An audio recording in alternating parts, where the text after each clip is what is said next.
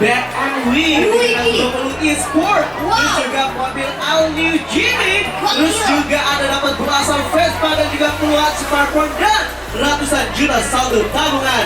UMKM Kota Banda Aceh ini tercatat pada hari ini sampai dengan 300 lebih UMKM. Dan kegiatan Car Free Day ini dan hadirnya Bank Syariah Indonesia, kegiatan ini semakin meriah dan akan terus berkelanjutan.